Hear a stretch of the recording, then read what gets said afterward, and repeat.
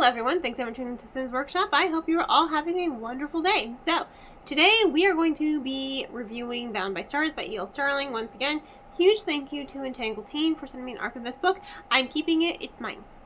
It was a final proof arc. Usually with arcs, I'll give them away to fellow readers. I'll be like, oh my god, Gina, you'll love this book. Here, take it, read it. Or I'll leave them in the break room at my work because I do work in a bookstore. So this one is mine and I'm keeping it. That tells you how much I really enjoyed this book. I read it so quickly. I devoured it. It was amazing. It is a Titanic-inspired retelling. It does take place in space. It follows Wesley, a female robotics engineer,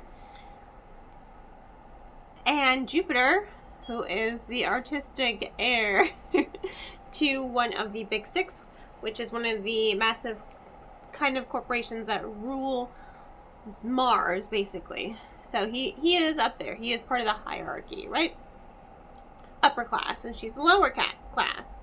So what I really loved was, first, it was gender bent. Wesley, and honestly, when I first started reading it, I was imagining Wesley Crusher from TNG, and then I had to repeatedly remind myself, no, this Wesley is a girl. Robotics engineer. I just kept thinking of TNG, so my inner Trekkie was very, very happy. But I love the characterization of Wesley and Jupiter, and their dynamic in the novel. I think it was really kind of wonderful. I mean, I felt like Jupiter had the personality of Jack from Titanic. He really wants to get to know Wesley because he just wants to live on Earth. He doesn't want to be heir to the Big Six. He wants to be an artist. He just wants to live. He wants a simple, peaceful life on Earth. He just want to go back to Mars. And then you have Wesley, who is the smart, kind of snarky robotics engineer. That's why she's on the ship, because she won a robotics competition. She built a very high-tech, life-sustaining robot. Life-sustaining Isla? Yeah. No. God.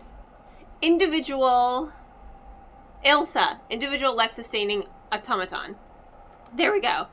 She built, which, for the record, the robot has quite the personality because it is an adaptive robot. It adapts its personality.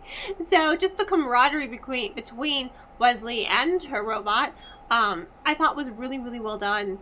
And the fact that she is a woman in STEM, I think, is really remarkable. I like that we're seeing more women of STEM in literature, that way it's something girls can look up to and be like, see, she won a whole robotics competition and is now going to Mars.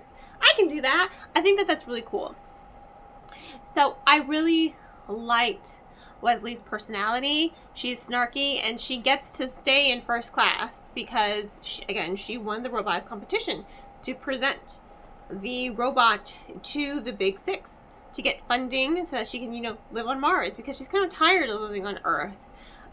She has an overbearing, overprotective mother who has her own secrets, as they are revealed throughout the rest of the novel. And I'm sitting there thinking well, shit, I didn't see that coming. I thought it was really, really well done, how it just worked. And it was believable, and it was realistic. And again, this is a Titanic-inspired retelling, so something bad is going to happen to this spacecraft as it's going from Earth to Mars.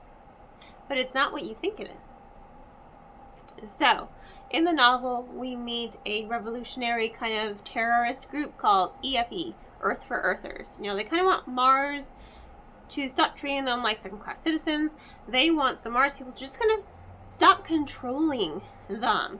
They're no, we are people with voices too, and we have a say in what goes on our planet. It's you don't even live here anymore, so why are you controlling us? Why are you acting all uppity? They are starting a lot of dangerous things on this ship. Yep. There's a lot of tension, and when you consider that Wesley is an earther, as they say, a provincial, as they call them. It puts a lot of strain on her growing friendship / relationship, not just with Jupiter, but with some of the side characters like Asha and Sky and Tar. You know, they're really relatable characters, by the way. I love the side cast. Sky, Asha especially. Asha's like, you're my best friend now, and I'm going to take you everywhere. She's adorable. She is adorable. And I love when a book makes me care about the side characters as well. Not just your main characters, but that means you're showing an importance in making a well-rounded character with really good character dynamics throughout the entire novel. Not just with the fellow male character, because it is a dual POV novel. And it does split between Wesley's perspective and Jupiter's perspective. So you get to see both sides of the story. You get to see both sides of how they regard each other in the relationship and why they're falling in love with the other person.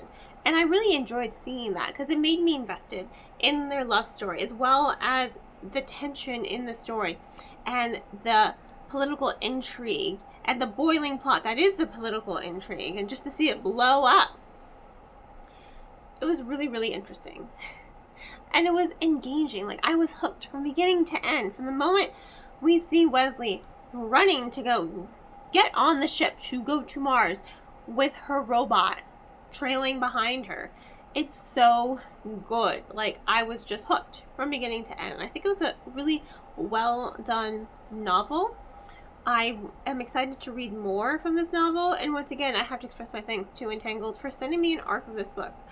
Wholeheartedly loved it so much. I highly recommend it. So, on that note, if you like space operas, because this is very much a space opera, if you like stories inspired by the Titanic or of the sort, if you love star-crossed lovers and some political intrigue and women in STEM, this is definitely going to be the book for you. So, in any case, thank you all for tuning in. Please don't forget to like, subscribe, and share with all your book with your friends. I hope you have a wonderful rest of your day, and as always, happy reading.